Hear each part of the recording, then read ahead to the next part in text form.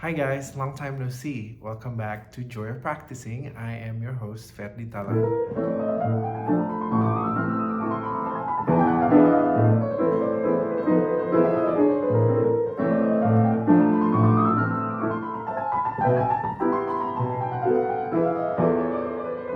Part of the challenge of this etude is fingering.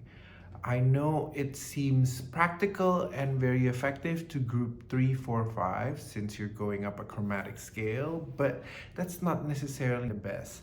The tendency between 5 to 3 is to do this.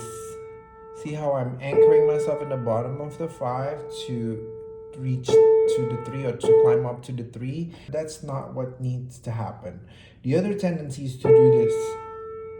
This is a big movement, and you don't have time to recover in the speed that you're going to play this. If you want to do 5-3, you're just going to take this, finishing this movement allows you to go there.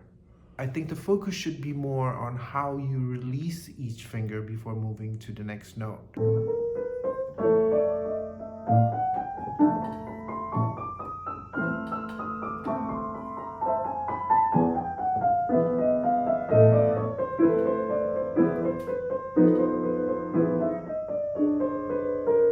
And sometimes the tendency, if you string along 3, 4, 5, is to move from your wrist, whereas your wrist should be just there as a lubricant for you to move easily, but not as an initiator of a movement.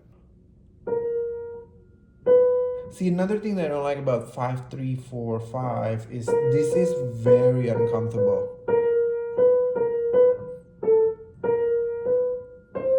That's much better and much easier. 5, 4, 5, 5. Don't get me wrong, I actually use 3 to 4. Because I have been doctrinized to use 3, 4, 5 as per Cortot. So I've learned and taught myself to do that, but this is a bit much.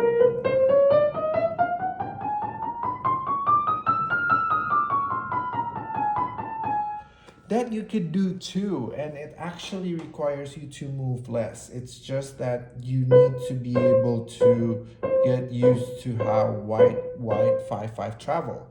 But if you think about playing octaves, you're only also doing that 5, 5, 5, 5, 5, 5, 4, 5, 4. It's not difficult.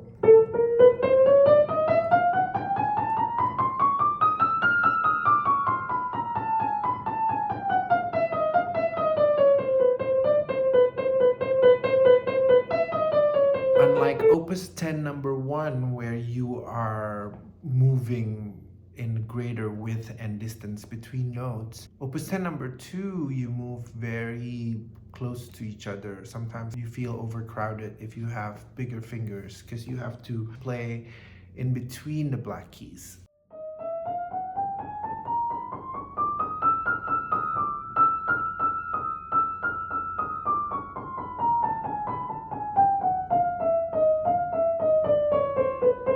It would be a better use of your time to familiarize yourself with how the fingers travels, for example, from white to black, from black to white to white, and so on. And this is what I mean about finishing each movement. It's not this way, it's just...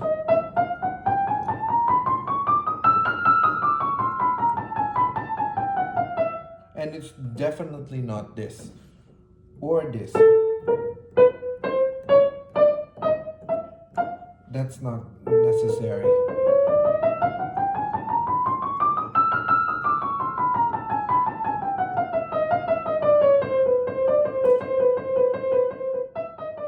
In the beginning, I also restored to what Cortot did by providing a step-by-step instruction on how to build the etude. And then I quickly realized that if we're talking about cultivating awareness, we have to shift the conversation from a one-size-fits-all perspective into something that's uniquely your own footprint of how you're going to approach and get to know the etude. by shifting the objective into understanding how you move in between white keys and black keys and in between fingers like 3-4 or 4-5 or 3-5, then you are giving yourself a bigger opportunity to master the etude.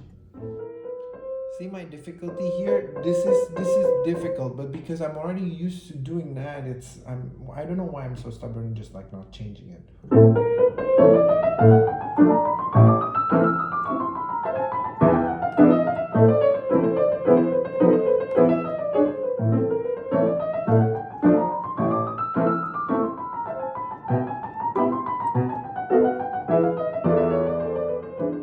Another thing that you wanted to consider when playing this etude is that you're not objectively looking to play fast. You're looking to play as close as possible to the keys and from the keys, not from the air. See, I'm not moving away from the keyboard. I'm playing from the keys. And for this piece in particular, you don't have time to go all the way down to the keyboard.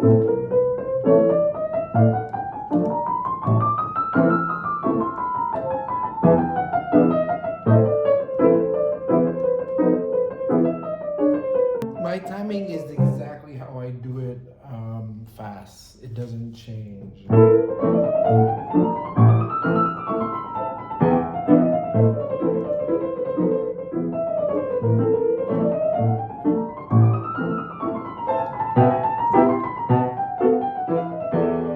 If this content resonates to you and help you, please like and subscribe and tell all your friends who you know might be interested in increasing the quality of their practicing. Happy practicing!